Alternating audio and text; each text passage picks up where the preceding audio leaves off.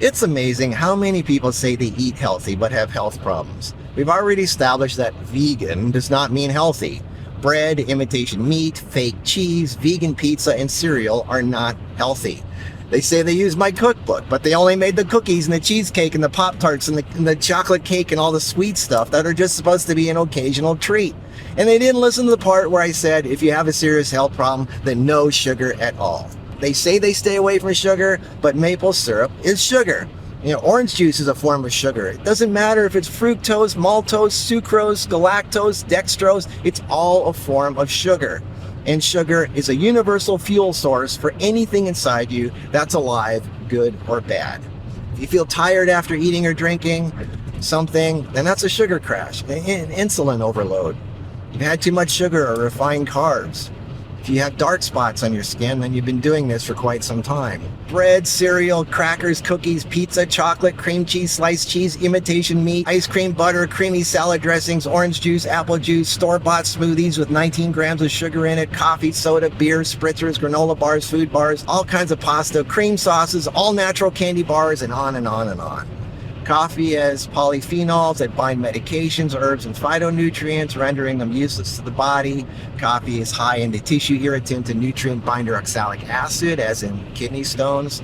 Coffee raises cholesterol and blood sugar, and the caffeine crashes the adrenals, often leading to allergies, asthma, autoimmune disorders, thyroid issues, blood pressure issues, anxiety, insomnia, weakened bones, and breast cysts for women.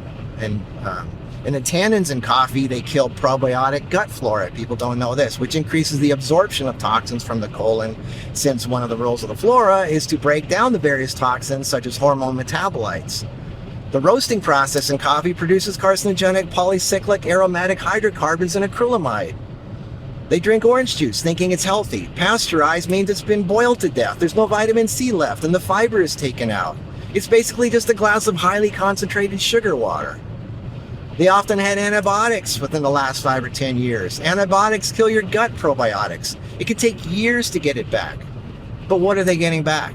The type of gut bacteria you grow is determined by what you eat. For example, a 2013 Harvard study found that dairy rapidly changes the microorganisms in your gut, resulting in high levels of inflammation in the gastrointestinal tract. They found that just after 2 days of animal-based diet, microbes, fungus, bacteria, and viruses quickly colonized in the gut. The healthy kind of gut bacteria feeds on fiber. If all you've been eating is cheese, bread, meat, and junk food for the last 30 years, then you have no good probiotics, only pathogenic ones, and yeast. So if you eat fiber and greens, those bad probiotics won't know what it is, they won't touch it, and it just ferments, creating gas and bloating. So then the people go back to eating meat again, they feel better, but that's because they don't have any healthy plant digesting probiotics in them. It does not mean that the plant food is bad or that they have the wrong blood type. Our main doorway and secret to health is having the correct probiotics, and it doesn't happen overnight. They control everything. Their main food supply is fiber. Animal products thicken the blood and raise blood pressure, whereas plants have compounds that lower blood pressure. Cooking breaks down fiber into simple sugars, which makes you feel good and gives you energy, but long-term health comes from the gut flora, and their main food supply is raw plant fiber. We cannot digest raw plant fiber for a reason. It's meant to bypass our digestive system and make it to the lower intestine, where it can feed our probiotics, which in turn give us health, they remove toxins, and our nutrients absorb better into our body. Your gut is where most of the battles take place, and gut inflammation is the result. Of course, sugar is like a huge culprit, but another huge one that most people don't think about is high omega-6 fatty acid foods like soy, corn, canola, or cottonseed oil. They're highly inflammatory, leading to ulcers, constipation, and even cancer. People who eat salads and get gut inflammation and constipation are quick to blame the greens and the fiber, but they don't think twice about the salad dressing. Read the ingredients. I almost guarantee you they have inflammatory oils plus some kind of sweetener which feeds the yeast, which then totally blocks the intestines. So now everything backs up, bulging out the intestines, creating pockets which become infected, and now you've got a real mess. Yeast is dimorphic. Once it's fed by any kind of sweetener, it turns into a more aggressive fungal form which grows tentacles that burrow through the intestinal walls and starts working its way up through your body. So now you've got holes in your intestines and your poop is leaking into your bloodstream. I know it's gross. But it doesn't matter what kind of sugar you use. People think it's okay to use honey and maple syrup and coconut sugar and agave nectar and et cetera, et cetera, et cetera. Even the healthier choices, it's still sugar, and it's all highly concentrated sugar. The longest living people might have a small treat once a month, but it's supposed to be an occasional treat, not a daily ingredient. People choose red apples over green because they're sweeter. Red apples contain way too much sugar. Some of these people were on some kind of medication, headache pills, stomach pills, pain meds, anti-inflammatories, or steroid meds to help fight the inflammation caused by their diet of wheat, sugar, dairy, coffee, and lack of exercise and sunlight. You know, all meds mess up the body system somehow. They took antacids, alkaline water, or calcium pills. These all lower stomach acid, which is needed to digest food and kill germs and pathogens and break down the acid-dependent vitamins or nutrients like B vitamins. Granola bars and food bars, a lot of people have those. Super high calories and sugar. Want to get fat? Eat granola bars. Most people had some kind of cereal, dead food. They all had a box of crackers in the cupboard. Even if it wasn't wheat or gluten, they all had some kind of highly inflammatory refined vegetable oils. That tapioca flour mixed with rice flour has a higher glycemic index than normal flour. That malt syrup it's sweetened with is on par with high fructose corn syrup. That safflower oil in your crackers and gluten-free bread is highly inflammatory. Most people sneak pizza in there somehow. Vegan or not, it doesn't matter, it's junk food. They all had cheese of some kind. Even if it's vegan, it's not health food. Impossible Burgers and other fake meat is gluten and highly refined with vegetable oils. It's highly inflammatory. Vegan substitutions are no healthier. You might as well eat the real cheese, butter, and ice cream because you'll die just as fast eating the highly refined vegan versions. Almost all the people I saw didn't exercise. This is huge. Colon, bowel, and intestinal issues are very common with people who sit a lot and don't move their body enough. Most people snack all day. People don't realize the implications of this. Anything you eat, anything, no matter how healthy it is, unless it's pure fat, will release insulin, and insulin ages you. The more insulin your body pumps out, the more insulin resistant you become, which results in more inflammation.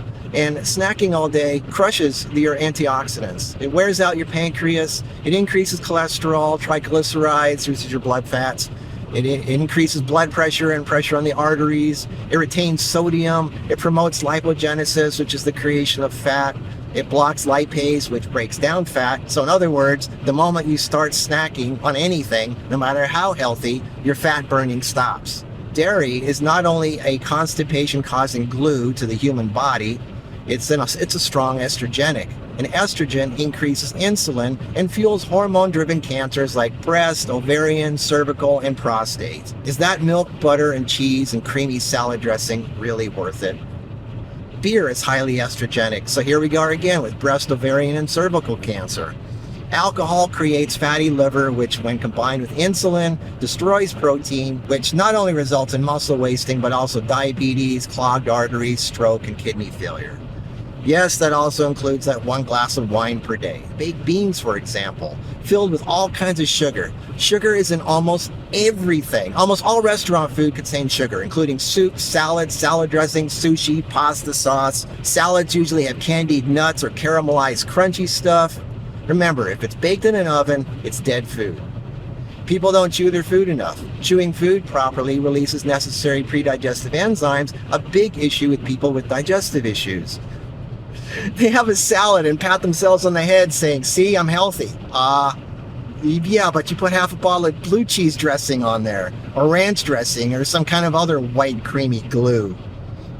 Look at the label on everything you eat. I mean everything. All the boxes, the bags, the bottles, and jars. Almost everything is some kind of highly refined, inflammatory, refined vegetable oil, like safflower oil, canola oil, sunflower oil, or palm oil.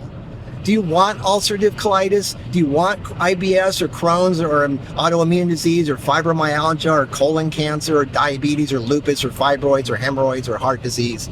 I mean, the denial is mind-boggling. People try to convince themselves they're healthy as they keep snacking on processed foods, and they wonder why they get health issues.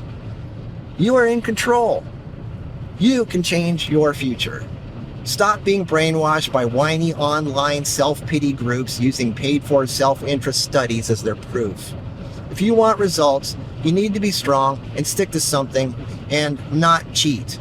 Even if you eat the healthiest foods, stop snacking every time you pass the damn kitchen. Again, anything you eat, unless it's pure fat, will release insulin, and insulin ages you. Kara and I have lots of energy because we eat lots of bitter foods. We're willing to pay the price, 10 minutes of bitter for half a day of energy and health, versus 10 minutes of sweet comfort food for half a day of sluggish tiredness and eventual health issues. It's a choice. If you have health problems, you need to be brutally honest with yourself and figure out what it is that you're sneaking into your mainly healthy diet and lifestyle that's undermining your efforts. Stop trying to kid yourself. You're only hurting yourself. Stop blaming others, stop blaming genetics, stop blaming everything around you, and have a really good look at every single thing you're putting in your mouth, your mind, and your life.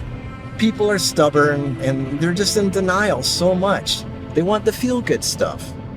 Do you want to feel good for 10 minutes, or do you want to feel good for the rest of your life? The choice is yours. Invest wisely.